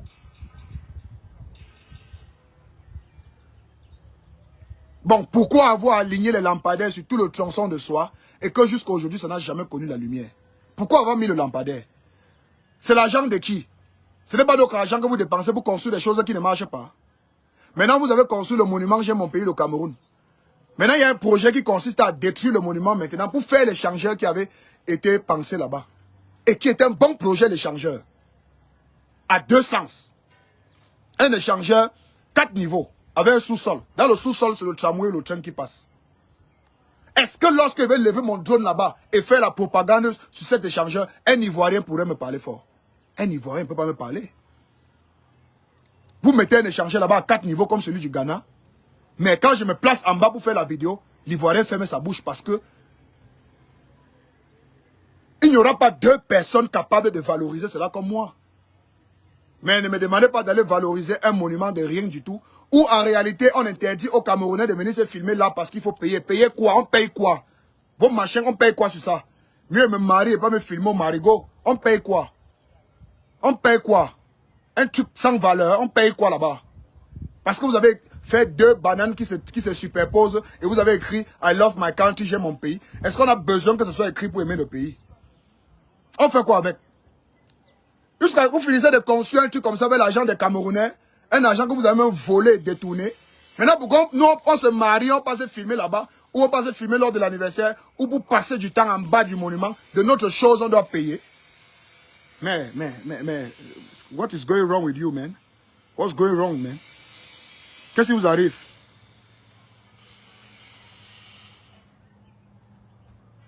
Qu'est-ce qui vous arrive? Vous voulez que les gens payent quelque chose là-bas, il faut que ce soit attractif. Ayez le cœur de déposer des choses attractives. Vous avez vu les gens partir en Côte d'Ivoire se filmer sur le pont Ado, vous avez entendu qu'on paye pour se filmer là-bas. Quand les gens se filment sur les échangeurs de Makori, vous avez entendu qu'on paye pour se filmer là-bas. Eux, ils aiment même quand on se filme là-bas. Filmez, vous publiez. Eux, ils aiment ça. Mais maintenant, pour aller dans une forêt comme la forêt du Banco, il faut payer. Pourquoi est-ce que les gens payent pour y aller? Parce qu'on valorise. On met les influenceurs sur ça. Les influenceurs font la propagande. Et vous aimez le genre? Vous aimez que vous êtes patriote, non? Prenez la voiture. Allez faire le tour du Cameroun et puis vous vendez le tourisme de votre pays, non? C'est aussi ça le patriotisme, non? Pour se déplacer, il faut mettre le carburant dans la voiture. Il faut un SUV, un 4x4, allant même de 3 à 4, 5 mois pour pouvoir travailler sur la vulgarisation des sites touristiques du Cameroun. Parce que le Cameroun est grand. C'est un pays immensement grand. Rien que Douala, on a 200 km² de superficie. On a 200 km². C'est passé là avec le live. Les gars, revenez. Le live est attaqué. Hein? Il faut mettre les cœurs. Vous savez que tout le monde n'est pas très d'accord avec ce que je dis. Hein? C'est pas parce que ce que je dis est vrai que tout le monde est d'accord. Tout le monde n'est pas d'accord avec la vérité. Même Jésus n'a pas fait l'unanimité. Donc il faut savoir que ce n'est pas parce que ce qu'il dit est vrai que forcément les gens sont d'accord. Il y a les gens même là dans le live qui ont seulement envie de mettre nac. Donc si c'était possible de m'envoyer en face d'eux là tout de suite, comme ça, ils m'auraient également mis le fer au fond de là où vous connaissez. Et même de me brûler, verser même l'acide sur le corps. Donc il y a des gens là qui ont même l'envie actuellement de m'attraper, de m'arracher les yeux avec les dents. Donc il faut savoir que tout le monde n'est pas d'accord. Donc envoyez les cœurs pour protéger le live, c'est très important aussi. Et partager surtout pour les autres. Alors qu'est-ce que j'étais en train de dire tantôt? Pour aller faire la propagande des sites touristiques du Cameroun, ça on peut le faire, on a le matos pour ça. C'est pas comme si on détestait le pays. Oui, il y a des choses que si on vulgarise au Cameroun, ça va permettre aux étrangers d'avoir l'envie de venir au Cameroun encore comme autrefois. Parce que oui, nous avons des grands sites touristiques. Nous avons des infrastructures. Même si après certaines de ces infrastructures sont abandonnées, ne sont pas entretenues. Mais il y en a. Les gens qui sont là ont fait leur part de travail. Mais la vérité, c'est que au fond de nous, on estime qu'ils ont tellement travaillé et on les remercie pour ce qu'ils ont fait. Et c'est très important pour eux d'aller se reposer. Parce que dans la vie, on ne passe pas toute sa vie à travailler. Non. Même par patriotisme, vous n'avez pas le droit de consacrer toute votre vie à travailler dans un pays. À un moment donné, il faut se reposer parce que vous êtes un être humain. Et un être humain, ça doit savoir se reposer. Ça doit savoir prendre sa retraite, peu importe le domaine dans lequel on exerce. Donc du coup, il y a parfois des Tintin frères là qui viennent dire que oui, mais tu dis que tu es patriote. Tu es Mirador, le gendarme de la toile. Mais démarre ta voiture, hein, prends tes gars, va prendre les enfants des gens, vous portez le matériel. Vous commencez à vous balader sans autorisation dans tout le pays. Vous filmez tous les sites touristiques et vous publiez sur ta page comme tu as fait en Côte d'Ivoire. Comme ça va permettre aux gens de venir aussi au Cameroun. Et même aux Camerounais eux-mêmes, les locaux eux-mêmes d'aller visiter les eaux botaniques de Limbe, les Ouaza et tout ce qui a comme site touristique par exemple au Cameroun. Hein? Mais moi j'ai envie de lui dire que tu es un salopard. Parce que pour faire ce travail, lorsqu'on veut construire le monument J'aime mon pays, le Cameroun, on débloque l'argent. C'est l'argent de tous les Camerounais qu'on débloque. Ce n'est pas l'argent de l'État. Ce n'est pas l'argent d'un ministre. Ce n'est pas l'argent d'un individu. Ce n'est pas l'argent du président. Même si parfois on colle l'étiquette du don sur X ou sur Y chose, c'est l'argent du pays. Maintenant, dans le même argent du pays là, Le ministre du Tourisme doit voter un budget. Ou je ne sais pas si c'est lui qui doit voter. On doit lui proposer un projet qui consiste à aller sur le plan national, visiter tous les sites touristiques. On doit lui présenter le projet. On doit essayer un peu d'établir un coût du projet. Ça peut s'étendre sur 4, 5, 6 mois de travail intense sur tout l'étendue du territoire national, qui consiste à faire des descentes dans les sites touristiques perdus et oubliés, même par les propres Camerounais qui vivent dans leur propre pays, leur faire comprendre que, écoutez, il y a telle chose à Limbe qui s'appelle le zoo botanique, que tu n'es jamais allé là-bas. Pourquoi? Il y a des personnes qui vont vous dire que je ne pars pas à Limbe parce que le sud-ouest, la crise anglophone n'est pas encore finie. Moi, j'ai peur pour mes enfants. Il faudrait qu'on les rassure en les faisant comprendre que non, à Limbe, il y a une certaine stabilité. Donc, vous pouvez voyager pour aller au zoo botanique de Limbe et faire une visite avec les enfants pour qu'ils puissent découvrir. Parce qu'il y a des Camerounais qui vont mourir sans jamais aller au zoo botanique de Limbe et c'est pas normal. Parce qu'en tant que Camerounais, tu devrais être capable de visiter au moins les 60% de tous les sites touristiques de ton pays. C'est ce que les Blancs font. Les Blancs le font. Les Blancs visitent au moins les 60% de leurs sites touristiques dans leur pays avant de mourir parce que la partie vacances existe toujours dans leur travail, dans leur vie professionnelle et c'est très important et ce n'est même pas à discuter avec un employeur. Les vacances chez eux, c'est une obligation. C'est pour ça qu'ils se permettent de faire des safaris, du tourisme et quand ils ont fini de visiter tout dans leur pays, c'est là où ils viennent maintenant dans notre pays, ils viennent voler un peu nos petits secrets dans nos petits jardins, dans nos petits champs, dans nos petites forêts. Et ils partent chez eux avec développé. Ils écrivent des livres même sur nos propres forêts, alors que c'est nous qui habitons dans les forêts. Vous vous rendez compte que nous habitons dans les forêts en tant que Bantous. Mais c'est le blanc qui écrit des livres sur notre propre forêt. Ça veut dire que nous sommes perdus. Hein? Donc pour cela, ça nécessite un budget. Des véhicules mis à notre disposition, des SUV, nous permettant de nous déplacer. Comme je me déplaçais en Côte d'Ivoire en SUV. Maintenant, on doit marcher, on doit manger. On doit boire, on doit se sentir camerounais parce qu'on aime boire. Donc je dois avoir de quoi boire, de quoi manger, pour avoir l'énergie pour crier haut et fort que voici le zoo botanique de Limbe. Voici le parc de Waza, abandonné depuis des années et que les gens ont peur même de revenir par ici. Parce que Boko Haram est venu nous embrouiller dans le nord. Mais sachez qu'actuellement vous pouvez venir parce que le BI entoure le parc de Waza. Nous avons parlé de la forêt du Banco de Côte d'Ivoire. Il y a des Ivoiriens qui vivent à Abidjan, qui n'étaient pas au courant qu'il y a une forêt qui s'appelle la forêt du Banco, qui existe en plein Abidjan, en plein cœur de la ville. Les gens y sont allés parce qu'ils ont vu la publication chez le gendarme de la toile. La vidéo qui a fait mouche sur les réseaux sociaux. Oui, c'est ça la capacité d'un influenceur. Mon travail ne consiste pas seulement à ce qu'on m'appelle pour dire qu'il insulte tel parti politique ou insulte tel autre parti politique. Non, je dois être utile pour la République. Et pourquoi je sois utile, il faut qu'on respecte un peu mon talent. On respecte mon travail. Oui, je suis patriote, j'aime mon pays. Mais ça demande un moyen d'accompagnement. Oui, je ne suis pas là pour travailler aussi dur, payer les impôts et ensuite prendre mon argent pour aller faire le tour du Cameroun et vous présenter le Cameroun. Non, pourquoi? Pourquoi? Les ministres, quand ils voyagent, ils partent avec les CA. C'est l'État qui met le carburant. La voiture qui roule a été achetée par l'État. Il achète quoi son argent? Rien. La maison dans laquelle il vit, c'est l'argent du contribuable. Donc moi, je dois venir prendre ma part d'argent, travailler dans le privé pour venir vous montrer les sites touristiques. Tu mens. Je ne peux pas te montrer ça comme ça. Il faut guider le dos. Il faut que tu guides le dos. Il faut un budget. Nous fournir une boîte à pharmacie complète parce que nous allons devoir voyager. Aller à Bamenda, dans le froid, il y a les moustiques. On va aller au nord, dans des zones enclavées, des zones bizarres. Il nous faut une bonne boîte de pharmacie structurée. Et vous devez nous faire accompagner par un médecin, accompagné par un guide touristique camerounais du ministère du Tourisme qui maîtrise tous les recoins du pays. Il doit nous accompagner parce que ça doit être sur l'orientation et le haut patronage du ministère du Tourisme parce qu'il s'agit de tout un pays. C'est comme ça qu'on est structuré quand on fait des choses. Pas de vouloir toujours l'onjo, moi. Quand? Qui va faire l'onjo? Moi si. Moi, mon agent. Parce que j'aime le pays. Moi, mon agent. Qui travaille dans le privé. Avec tout le ouah. Merde. Oh, il y a certains jeunes qui, parfois, quand vous manquez d'arguments pour contredire quelqu'un sur ce qu'il essaye de développer, le mieux parfois c'est de sortir du live et de ne pas lever l'attention des gens avec des faux commentaires. Genre, tu peux te lever à aller faire le tourisme dans ton pays et présenter aux Camerounais ce que tu as vu. Non. Même lorsque Steve Fa allait récemment pour aller présenter la canne sera sucrée. C'était un projet. Hein? Ce n'était pas un projet privé. C'était un projet d'État qui consistait à aller montrer aux Camerounais que les stades sont prêts à accueillir la canne. Donc il fallait communiquer. Nous sommes on a contacté. Et directement, il a donc porté le fardeau des stades qui ne sont pas complètement terminés. C'est aussi ça, être un homme d'affaires. Finalement, c'est lui qui a porté le gros fardeau des stades incomplets. Pourquoi? Parce que on lui a donné un plan de travail, accompagné par des stars, les Arantes, les Samuel Eto'o, les Roger Mila, les Jérémy Solenjitap. Il a présenté les hôpitaux, Kwekong. Il a présenté ceci, Rumde Adja, présenté Japoma, présenté Olembe. Maintenant, Olembe n'est pas fini. On avait dit qu'il devait avoir un complexe. Finalement, les Camerounais ont laissé le responsable du chantier d'Olembe. Maintenant, c'est Steve Fa. C'est à cause de lui que les stades ne sont pas finis. C'est pour ça que je vous dis qu'on est une population, on n'est pas un peuple. Parce que quand on est un peuple, on ne s'accroche pas sur Steve Fa. On laisse Steve Fa.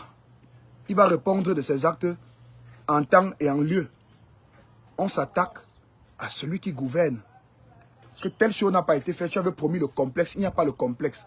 En fait, je t'informe, monsieur le président, qu'il n'y a pas le complexe. Et comme il n'y a pas le complexe, ça veut dire que tes combattants ont menti.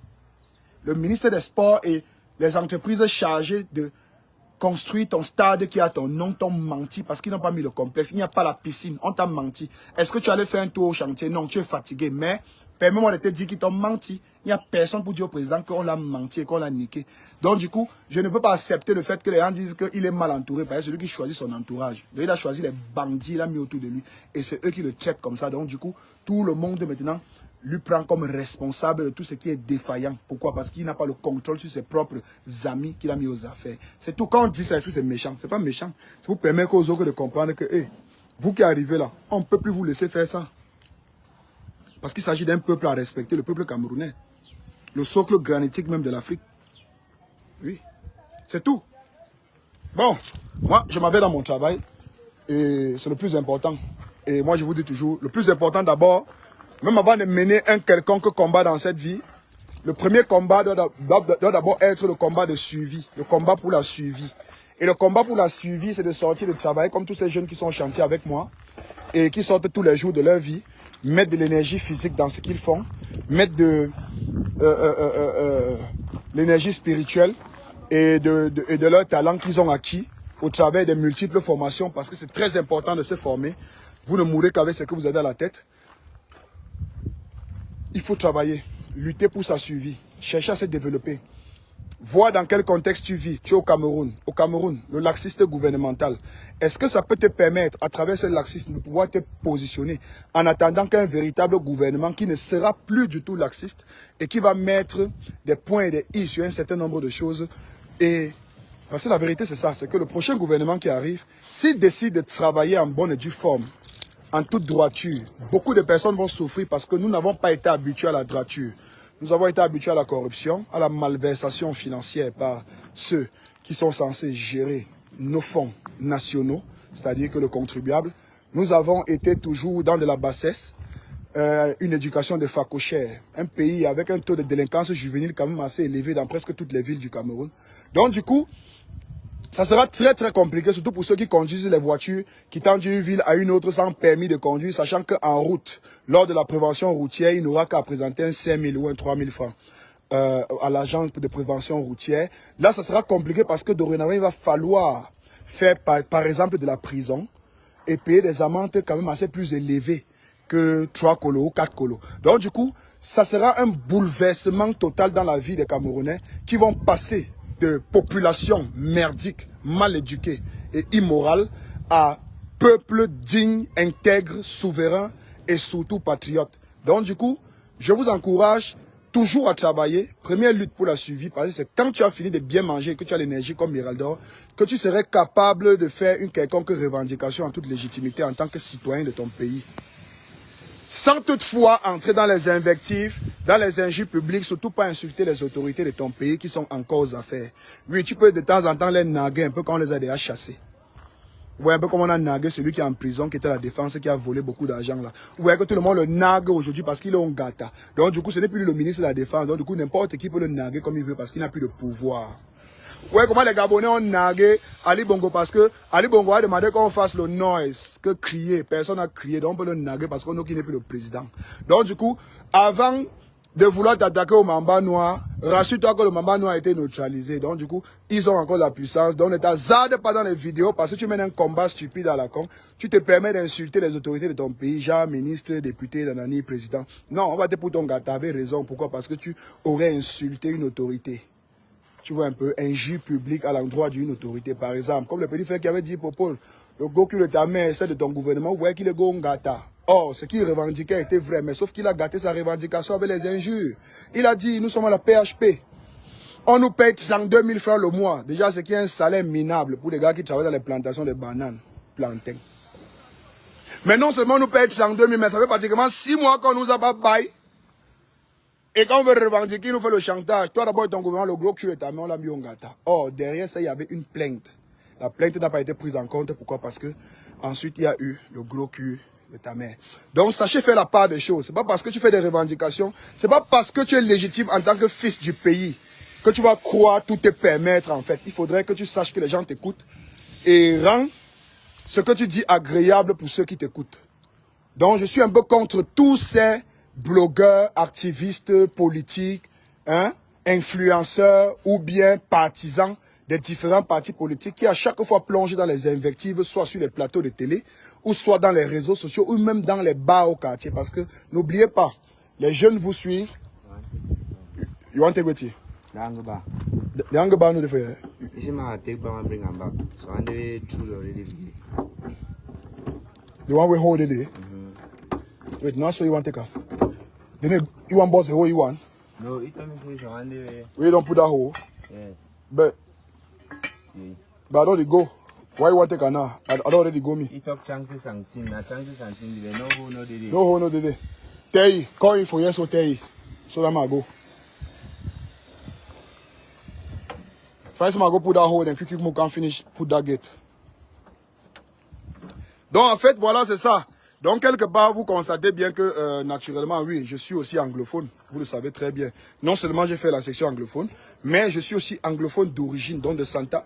Mon père, le père de mon père était du nord-ouest de Santa Mbe, du village de l'ancien premier ministre Achiriachu. La mère de mon père était également d'un fou du centre, donc Ewundo. Maintenant, ma mère, ses parents sont Bafoussam et Banjoun. Donc, vous voyez un peu la composition magique qui a permis de fabriquer le soldat d'Ozo, le gendarme de la toile que je suis aujourd'hui. Et je suis fier d'appartenir à tous ces différentes origines-là parce que ça me permet de temps en temps de pouvoir m'affirmer un peu en tant que X ou en tant que Y. Tu vois, par exemple, on a souvent l'habitude de se retrouver dans des contextes où il y a des anglophones qui font des revendications et ils estiment que moi, je ne devrais pas parler parce que eux, ils sont des anglophones plus que moi. Maintenant, quand je commence à rapper maintenant mon pidgin, comme un vrai gars de Santa, un gars qui a fait un Kwenpak, hein, un gars qui a fait tout le désordre en Djong, à Balikumbat, à Mankon, on partait nager à Mezam. On se plaçait sur le pont de l'eau Mezam, le fleuve que vous connaissez, on plongeait dans l'eau nager. Donc, quand il te rappelle ça, que dit, man, you know, be anglophone pass me. You know, ma répé comment Santa, so, I get that anger we get also. Sometimes you don't even get the anger. Donc les nerfs que tu as là, moi, ça même fois 10. Maintenant, quand tu veux trop me faire ta revendication sur les bêtises, que tu es trop bêtise, que d'ailleurs, tu dis que mon frère porte ma grand-mère, tu vas jeter. Il s'agit quand même de son cordon ombilical. Hein. Voilà. Bon, porte ça, tu vas jeter. Maintenant, il y a souvent les crétins que malgré ça, il a envie de te faire croire qu'il est plus bêtise que toi parce que selon lui, il estime que lui, il est bêtise 100% parce que ses parents, les deux parents viennent de là, ses grands-parents viennent de là, donc il est une pure souche. Et toi, tu n'es qu'un hybride. Petit frère, moi, il avait te dit que tu es une pure souche. Toi, tu es condamné parce que tu es une pure souche. Tu ne peux pas t'ouvrir, tu as un esprit fermé. Or, moi, je suis un hybride. Je peux divaguer dans tous les sens quand je veux. Tu vois un peu? Oui, parce que je peux être un tontina, un sardina, un cabrila, un touliva ou bien un rientena tout simplement. Donc c'est ça la différence qu'il y a entre toi et moi. Je peux me muter quand je veux. Oui, des mutations chez moi se font quand je veux. Le transgender se font quand je veux. Mais toi tu ne peux pas parler, tu es bloqué dans ta tête. Tu es bloqué dans ta tête, tu es simplement bamileke. Toute ta génération est bami. Tu ne peux pas parler au nom d'une autre culture, tu ne peux pas incarner une autre image, une autre identité parce que tu es fermé dans ton identité ou tu ne veux rien comprendre, tu ne veux pas découvrir le monde. Mais ce n'est pas mon problème si tu ne veux pas te cultiver un peu. Tu ne veux pas découvrir les autres cultures et savoir comment t'adresser à chaque culture dans le respect. Ce n'est pas mon problème.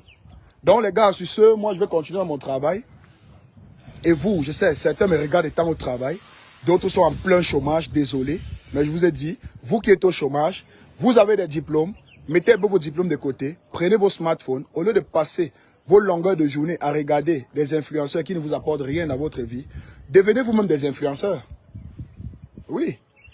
Le mot influenceur, c'est vrai que certains l'ont gâté parce qu'ils l'ont mal utilisé, ils ont créé des contenus merdiques sur Internet, mais vous pouvez devenir des influenceurs positifs, créer des contenus quand même qui incarnent certaines valeurs, une certaine éthique. Oui. Oui. Tu peux te lever tous les jours, faire des vidéos sur ce que tu prépares. Tu montres aux gens comment préparer des différents mets, si tu as le talent culinaire, c'est-à-dire si tu sais préparer. Tu peux faire une vidéo sur tout. En fait, ce que les gens ne comprennent pas, c'est qu'ils veulent rester fermés. Vous voulez toujours faire les vidéos comme LK Michel et Bob Dylan. Les seules vidéos qui marchent sur Internet ne sont pas les vidéos de LK Michel et Bob Dylan. C'est vrai que ça attire beaucoup plus d'audience, mais c'est des audiences sataniques. Ce sont des audiences sataniques qui sont accompagnées toujours des pariers sur OneIsBet avec mon code promo. Or, tu peux créer ton bon contenu, ta petite audience où tu as toujours tes 50 personnes, mais qui sont fidèles à toi. Et ces 50 personnes-là pourront être capables d'acheter n'importe quel produit que tu les présentes. Parce que imagine qu'à chaque fois que tu leur présentes un produit de 1000 francs et que sur 50 personnes, 40 personnes prennent, ça te fait tes 40 000 propres et c'est tes 40 000 garanties sur le long terme. Parce qu'à chaque fois que tu vas leur présenter un bon produit de 1000 francs ou de 2000, tu auras au moins 30 à 40 personnes qui vont acheter ton produit et te permettant de vivre à ton niveau de façon décente. Maintenant, après, si vous voulez vivre les rêves des réseaux sociaux, allez-y, on va vous niquer le chioul, bien même, et vous ne serez pas des bons influenceurs. Mais on va quand même vous niquer le chioul. On est d'accord, on n'est pas d'accord. Quand j'ai fini de dire ce que je vous ai dit là, qui sera le nouveau président du Cameroun? Question que je laisse en suspens. C'est une question à 18 volets. Que chacun réponde. Au revoir.